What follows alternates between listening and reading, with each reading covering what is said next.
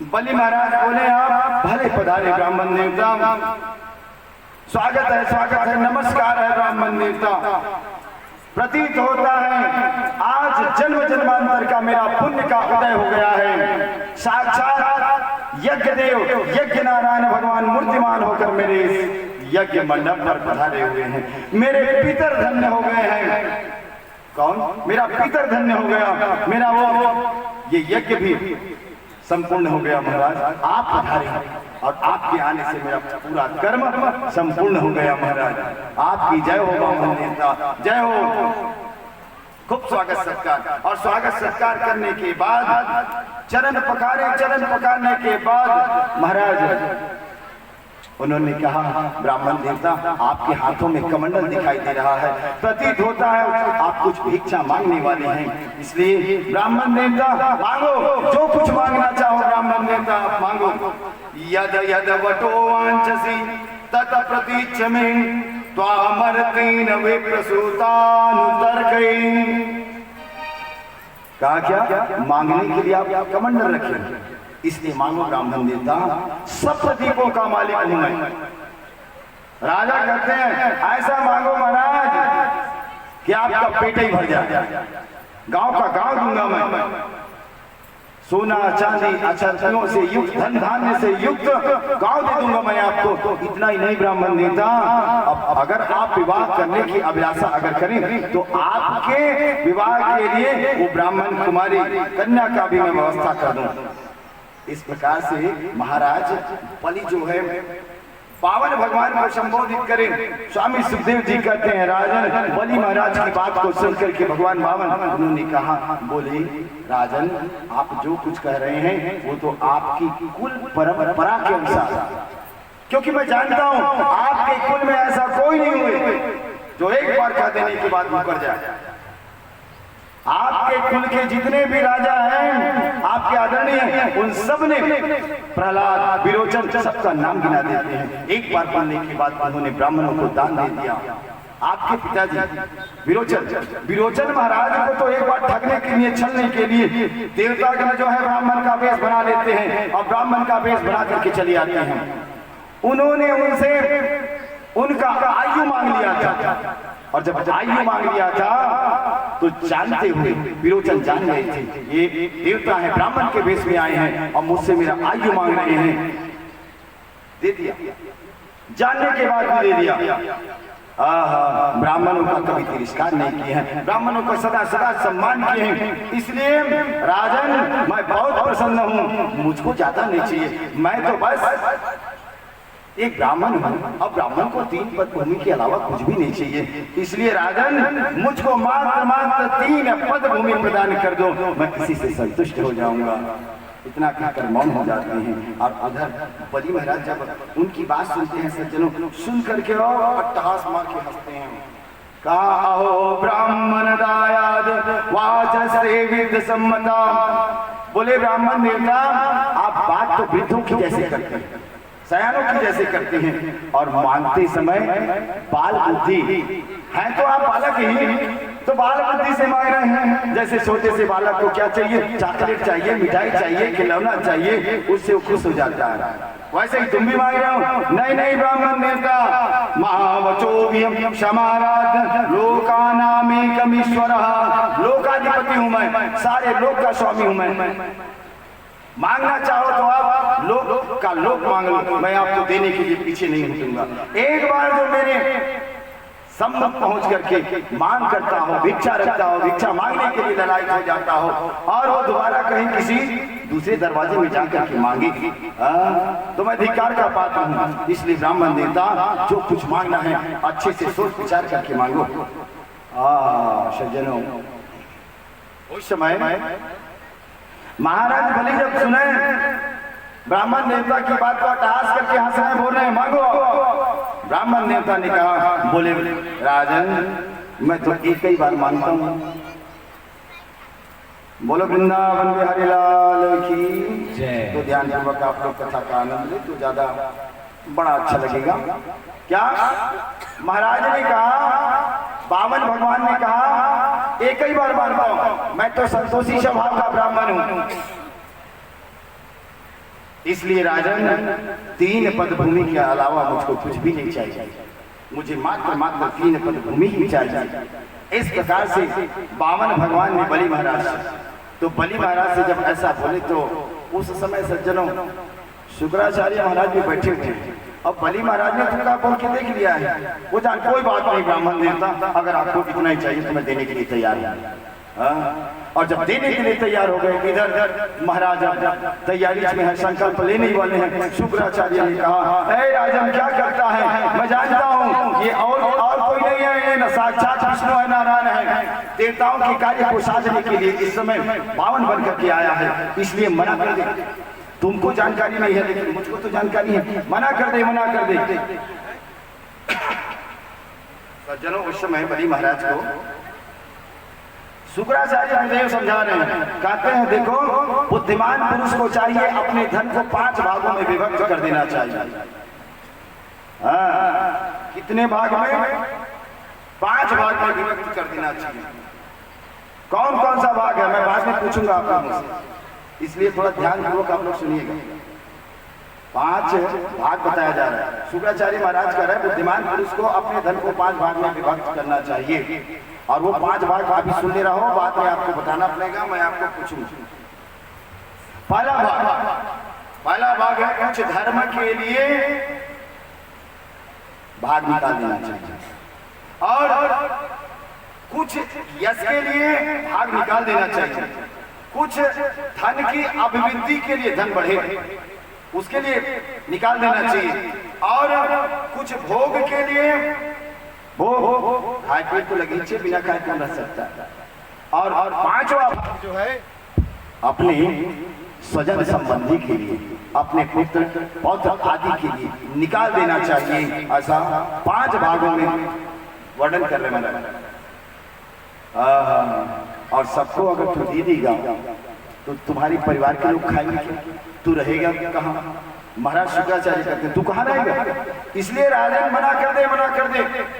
उस समय सज्जनों महाराज ने कहा, पहले तो महाराज ने हाँ कर दिया, ब्राह्मण देवता आप मांगो मैं देने के लिए तैयार हूँ। और इस समय ब्राह्मण देवता बामन ने मांग लिया 3 पद भूमि।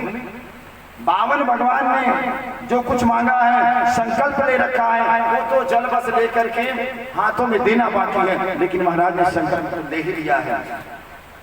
और गुरुदेव मना कर रहे हैं। उस समय बलि महाराज बोले, नहीं नहीं महाराज, मैंने तो संकल्प ले लिया है, मैंने तो हाँ कर दिया है, जबान दे दिया है। और जो एक बार जबान दे देता है, जबान से पीछे हटने वाला, हाँ मैं दूंगा, वचन देने वाला अगर मुकर जाता है तो मुकरने वाले से बढ़कर के इस पृथ्वी लोक में, इस धरती पर पपापी कोई नहीं है। एक बार बोल देने के बाद मुकरने वाला पापी, ये धरा जो है उसके पाप से पीड़ित होने लगती है। इसलिए महाराज ने कहा, नहीं महाराज मैं तो वचन दे चुका हूँ। उस समय बार बार बोले। शुक्राचार्य महाराज समझा रहे हैं, अरे मान जा, मैं जैसा कर रहा हूँ वैसा ही कर। लेकिन महाराज कहाँ मानने वाले। देखो शुक्राचार्य महाराज ने और भी कहा, देखो स्त्री नर्म विवाहे वितरते प्राण संकटे गौ ब्राह्मणार्थ हिंसायाम नान्यतम साया जुगुप्सितम। श्रुतियों में लिखा है, श्रुतियों का सिद्धांत बता रहे महाराज। कैसा सिद्धांत है? सिद्धांत स्त्री सुनर्म विवाहे, स्त्री को अगर खुश करना रहे तो स्त्री को खुश कौन करता है? पति करता है। तो किस बात में खुश करता है? खुश करने का तरीका बता रहा है। खुश करने के लिए मान लो अभी कुछ दिन पहले दीपावली निकला है, और दीपावली निकला है तो पत्नी अगर नाराज हो गई हो ना, रुष्ट रहती हो, तो पत्नी से कर दिया जाए क्या, दीपावली तो निकल गया है देवी, परंतु इस बार फागुन का महीना जब आएगा ना, त्योहार आएगा, तो मैं निश्चित रूप से 3 तोले का हार पहनाऊंगा। क्या 3 तोले का हार, हाथों में कंगन, और तू जो कहे जैसा साड़ी पहनना चाहिए मार्केट में चल, और अपने हिसाब से देख ले पैसा देने का मेरा। स्त्री को प्रसन्न करने के लिए ऐसा करने में कोई हर्ज नहीं है। बाद में देना नहीं देना बात का विषय है, पर फिलहाल अभी तो प्रसन्न कर। और इसके अलावा विवाह के समय कन्या को देखने के लिए जब आते हैं और जब देखने आते हैं तो उस समय भी झूठ बोला जाता है, समोसा बनाने नहीं आता, फिर भी समोसा बनाने आता है, सिलाई कढ़ाई नहीं आता, फिर भी आता है, और भी कुछ जलेबी आता है, वो भी आता है, जो भी पूछे सब आता है। आप इसमें कोई पाप? शुक्राचार्य महाराज कह रहे हैं सर, आप शुक्राचार्य महाराज परम ज्ञानी हैं। विद्यार्थी दुकानदार दुकान कर रहा है, दुकान चला रहा है, और दुकानदार बोलता है भैया ये जो सामान है ना उसमें कोई ज्यादा कमाई मैं नहीं कर रहा हूँ, जितना मैं लेके लाया हूँ उतना ही मैं आपको, आप तो मेरे मित्र है, आपसे क्या ज्यादा पैसा लूंगा, जो भाव है उसी भाव में मैं आपको दे रहा हूँ। वो उस समय भी झूठ बोल देता, उसमें भी कोई पाप नहीं, प्राण संकट में उपस्थित हो जाता है, उस समय भी झूठ बोला जाता है। तो किसी को बचाने देने के लिए अगर झूठ बोला गया तो उसमें कोई पाप नहीं लगता। ऐसा महाराज तो अपने गुरुजी जो शुक्राचार्य हैं सभी प्रकार की बात बता देते हैं, परंतु महाराज कहाँ मानने वाले हैं? उन्होंने संकल्प कर रखा है, इसलिए उन्होंने कहा नहीं नहीं गुरुदेव मैं तो अवश्य दूंगा। अब इधर बामन भगवान ने कहा चल चल संकल्प ले, और संकल्प लेने की जब बारी आई कमंडल से जल जब डाला गया, छोड़ा जा रहा है, और उस समय शुक्राचार्य महाराज टोटी पे आके बढ़ जाता है ताकि जल ही ना निकले। भगवान ने कहा रे जल नहीं निकला, थोड़ा सफाई कर दे, कुशा डाला गया, और जब डाला गया कुशा सज्जन आंख खुल जाता है महाराज का। कोई दान दक्षिणा दे रहा हो ना तो बीच में बाधा उपस्थित नहीं करना चाहिए, अन्यथा कुछ डाल के भगवान ही को चलती है, वैसे ही आंख खुल जाएगा। महाराज अब इधर सुंदर दान की बारी आई, जल हाथ में लिया, संकल्प महाराज पढ़ते हैं, ब्राह्मण कुमार हैं, और संकल्प पूरा हुआ, और संकल्प जैसे ही पूरा होता है सज्जन बड़ा विचित्र घटना घटित होता है। ये 52 जो थे ओ कहाँ कहाँ 53 54 55 में बढ़ने लग गए, पूरा भगवान का शरीर जो है आकाश में हो जाता है, आकाश की ओर। और ऐसे स्वरूप को देख करके दैत्य गुण जो वहां पर बैठे हुए थे उन्होंने देखा फिर चले गए, हम अपने अपने अस्त्र शस्त्र को उठा लेते हैं, 52 भगवान को मार डालेंगे, 52 से 53 54 हो गया है। महाराज दैत्यों को बलि महाराज ने कहा अरे नहीं तुम शांत हो जाओ, ये मेरा राज्य है, मेरा प्रदेश है, मैंने दिया है, तुम शांत बैठो। सबको शांत करके बैठा दिया देते हैं महाराज बलि। और उस समय जब बैठा दिया गया महाराज 52 भगवान जो इस समय विराट काय स्वरूप वाले हो चुके हैं, उनको देख करके महाराज बलि महाराज का हाथ जुड़ जाता है, और हाथ जोड़कर भगवान को प्रणाम कर रहा है। सचमुच सज्जनों वो तो गुरुजी से पहले कहा था गुरुदेव अगर ये साक्षात नारायण भगवान है तो मुझको 52 बनकर नहीं, वो तो युद्ध करते और युद्ध करके मुझको परास्त करके छीन लेते, परंतु उन्होंने ऐसा नहीं किया है, मुझको बड़ा बना दिया है, दान देने वाला बना दिया है, और स्वयं भिक्षार्थी बन गया है, भिक्षा लेने वाला बन गया है, और मुझको बड़ापन का पात्र बना दिया है। आज मुझको देने का अवसर मिल गया है। आज उस नारायण विशाल काय स्वरूप को देख करके प्रणाम कर रहा है। भगवान उस समय सज्जनों बंधन में बांध लेते हैं, और बंधन में बांध करके भगवान ने कहा, भगवान विष्णु इस समय बलि महाराज को बंधन में बांधे, बोले अरे तुम्हारे गुरुदेव ने तुमको पहले ही बताया था, पूरा नहीं करोगे तो नरक में डाल दिया जाएगा। तो भगवान करते क्या है, एक पक्ष से पूरा स्वर्गलोक तक और दूसरे पक्ष से पूरा पृथ्वी नाप लेते हैं, और 2 पक्ष से नाप भी ले, और नापने के बाद बंधन में बांधे, बंधन में बांध के पूछे बता तीसरा पद में कहाँ पे रखे। बोलो गोविंद भगवान की। 2 पद से सब कुछ नाप ले भगवान, स्वर्गलोक तक और पूरा पृथ्वी नाप ले, और तीसरा पद के लिए स्थान बता। उस समय सज्जनों महाराज बलि जो है हाथ जोड़ लेते हैं, भगवान देने वाले की भी तो कोई कीमत होती है, देने वाले उसकी भी कोई कीमत होती है, इसलिए भगवान तीसरा पद रखने के लिए जब मैं स्थान बताता हूँ, भगवान आप अपने चरण को मेरे सिर के ऊपर रखिए, इसका कीमत है कि नहीं। कहा तीसरा पद यहाँ पे रखिए भगवान, और आज भगवान जो है तीसरा पद रखते हैं। बोलो बलि महाराज की। जगत में कोई ऐसा दानी नहीं हुआ, बलि महाराज के जैसा नहीं हुआ, जिसको कि आज मौका अवसर प्राप्त हो रहा है। भगवान नारायण जो है अब उनके सिर के ऊपर चरण रखते हैं। भगवान गदगद हो गए हैं। उसको तो मुक्त कर ही दिए। ब्रह्मा जी भी आए, प्रहलाद जी महाराज बैठे हुए हैं, मुक्त कर दिए। और इधर जब मुक्त कर दिए तो भगवान ने कहा मैं बहुत प्रसन्न हूँ। अब ये जो राज्य दिया है ना तो देवताओं को दे दिया, आप प्रसन्नता उस भगवान कर रहे हैं। बोले बोले मैं बहुत प्रसन्न हूँ, तू भी अब कोई अभिलाषा हो वरदान मांग ले मुझसे।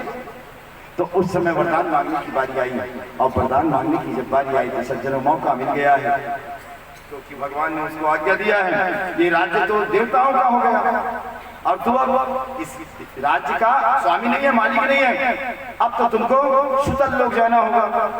आज्ञा दे दिया, या सुतल लोक में निवास कर। और इधर आशीर्वाद के लिए भगवान ने जब बोले ना, मौका मिल गया, भगवान सुतल लोक में जाने की आज्ञा दिए हैं। प्रभु मैं तो सुतल लोक में जा ही रहा हूँ, परंतु अकेले अकेले कैसे रहूंगा भगवान, प्रतिदिन आपका दर्शन होगा, इसलिए भगवान मैं अकेले नहीं बल्कि भगवान मैं आपका प्रतिदिन दर्शन करूंगा, आपके साथ सुतल लोक में जाने की अभिलाषा रखता हूँ, प्रतिदिन आपका दर्शन होता रहेगा। फंस गए महाराज भगवान, जिन्होंने अभी आशीर्वाद देने के लिए बलि महाराज से कहा था, बलि महाराज के आशीर्वाद मांगने से, वरदान मांगने से फंस गए, भगवान को देना ही पड़ा। और सज्जनों बलि महाराज के साथ स्वयं भगवान नारायण जो है सुतल लोक की यात्रा करते हैं।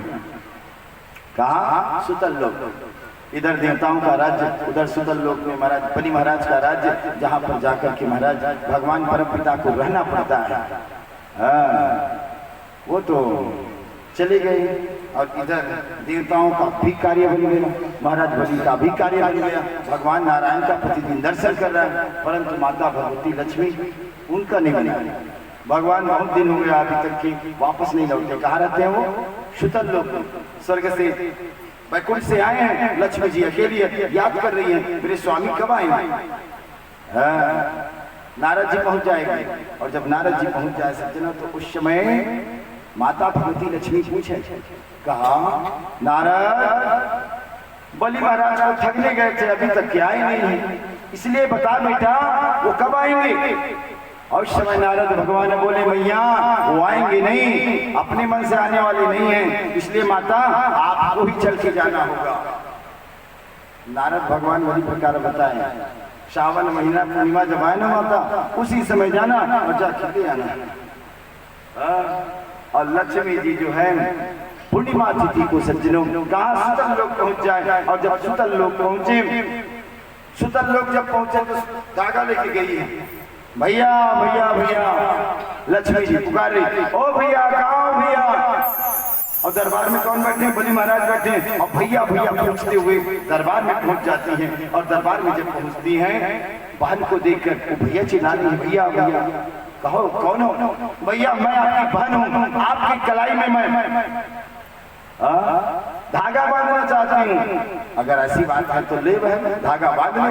धागा बांधने के लिए हाथ आगे करे, और जब हाथ आगे करे सज्जनों धागा बांधे, और धागा जब बांध ले, बलि महाराज बोले आज से बहन हो गई है, और अगर बहन है और कलाई में धागा बांधी हो तो मेरा भी कर्तव्य बन जाता है, मैं भी तुमको कुछ प्रदान करूं। तो बहन बता मैं तुमको क्या दूं? तो अपने मन विचार से, अभिलाषा से जो कुछ मांगना चाहे मैं प्रदान करूंगा। बोल बोल क्या प्रदान करूं? उस समय मौका मिला है, इसलिए देवी भगवती बोली, लक्ष्मी जी बोली मुझको तो कुछ भी नहीं चाहिए, हाँ चाहिए बस क्या चाहिए? वो आपके दरवाजे पर, कहा दरवाजे पर वो रेप राइट करने वाला चौकीदार जो है, उसके अलावा मुझको कुछ नहीं चाहिए। क्या चाहिए भगवती को, लक्ष्मी जी को? वो चौकीदार के रूप में जो खड़ा हुआ है दरबारी, उसे मुझे प्रदान कर दो। बलि महाराज जान जाते हैं वो चौकीदार कोई और नहीं है, साक्षात नारायण है जो चौकीदारी कर रहा है।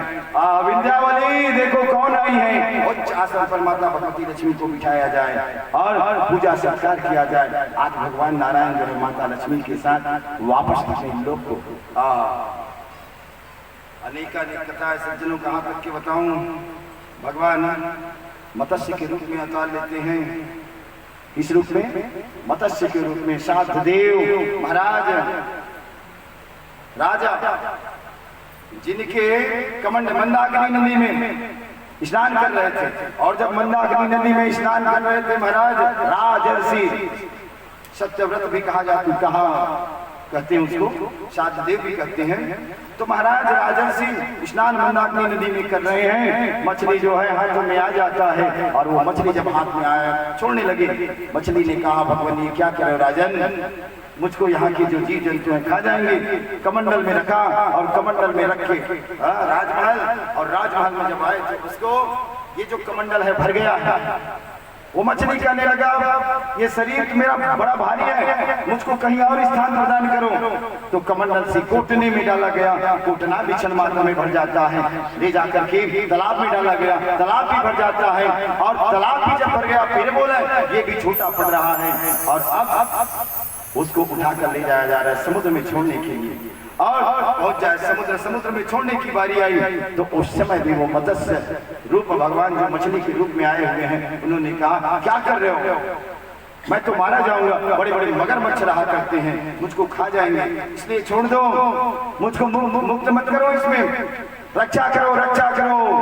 भगवान की ये वाणी सुन करके महाराज ने कहा मैं जान गया हूँ, आप क्षण मात्र में कमंडल फूटना तालाब आपके शरीर से भर जाता है, आप साधारण मछली नहीं हो सकते, आप भगवान हैं, इसलिए भगवान कृपा करो मुझ पर। सचमुच भगवान कृपा करते हैं और कृपा करके सुंदरवाणी के द्वारा उन्होंने कहा राजन मैं सचमुच परम पिता परमेश्वर हूँ और मेरा आज्ञा है, जैसा मैं कह रहा हूँ ध्यान पूर्वक सुन। 7 दिनों का मेहमान है ये, जलमय हो जाएगा, इसलिए राजन सप्त धान्य को सप्त ऋषि को इकट्ठा कर रख, मैं पुनः दर्शन दूंगा, तुमको ले जाने आऊंगा। और भगवान विदा देते हैं, चले जाते हैं और 7 दिनों में ही सज्जन ये सारा संसार जो है जलमग्न होने लगता है। राजा जो है जैसे निर्देश दिया है भगवान ने, सप्त धान्य सप्त ऋषियों को लेकर के नाव में विराजमान है और भगवान को स्मरण करे, जो भगवान को स्मरण करे वो मत्स्य भगवान पुनः पधारते हैं। और पधारे इस नाव को भगवान अपने शरीर में लपेट लेते हैं और लपेटने के बाद भाव सागर को पार करने ले जा रहे हैं। और जब ले जा रहे हैं तो भगवान ले जा रहे थे, उस समय शास्त्र बार उनसे निवेदन करें भगवान ज्ञानोपदेश प्रदान करो, ज्ञानोपदेश प्रदान करते हैं। इस प्रकार भगवान न जाने किस रूप में आ जाएंगे, अभी अभी मछली के रूप में दर्शन दिए हैं। बोलो वृंदावन बिहारी लाल की। महाराज परीक्षित निवेदन करें, बोले भगवान आपने अनेक राजाओं की कथा को वर्णन किया है, इसलिए मैं मनुवंश की कथा का और भी राजाओं की कथा सुनना चाहता हूँ। तो उस समय भगवान स्वामी सुखदेव जी ने क्या कहा वो बात आपको मैं बताऊं। कहा सुयताम मानवो वंशः प्राचुर्येन परन्तपं न शक्तये विस्तरतो वक्तुं वर्षतेरपि। क्या कहा? वर्षतेरपि, मनुवंश का विस्तार पूर्वक मैं अगर वर्णन करने लग जाऊं, वर्षतेरपि सैकड़ों वर्ष रख सकते हैं और मुझको तो 7 दिन में कथा करना है। और 7 दिन में कथा स्वामी सुखदेव जी की बात है, हमें तो वहां तो 4 घंटा 3.5 घंटा कथा पूरा करना है। तो हम जैसे कुछ लोग भला कथाओं को कैसे पूरा कर सकते हैं, इसलिए सार बात को कह चले। आइए महाराज, मनुवंश के अनेक राजा हैं और ये अनेक राजा में महाराज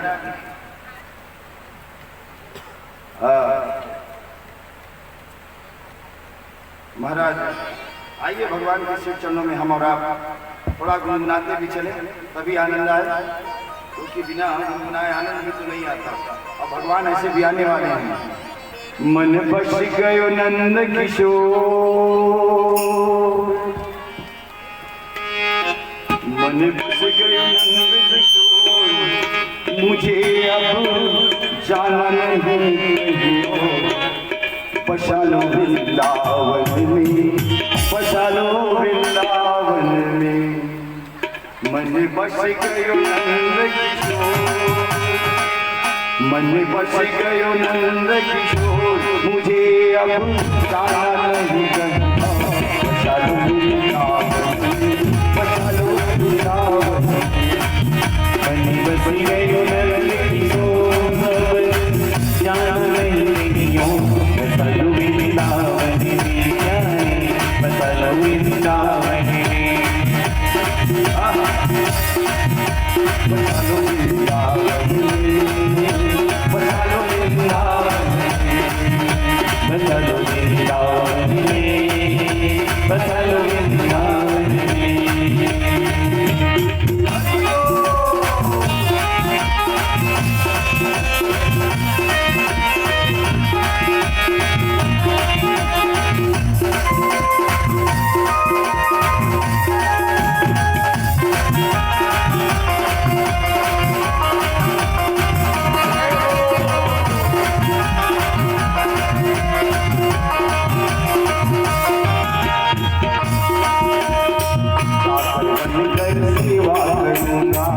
जात बनकर सेवा करूँगा, दीक्षा मांग कर सेवा करूँगा, दीन मांग कर सेवा करूँगा, जात बनकर सेवा करूँगा, जात बनकर सेवा करूँगा, दीक्षा मांग कर सेवा करूँगा, दीन मांग कर सेवा करूँगा।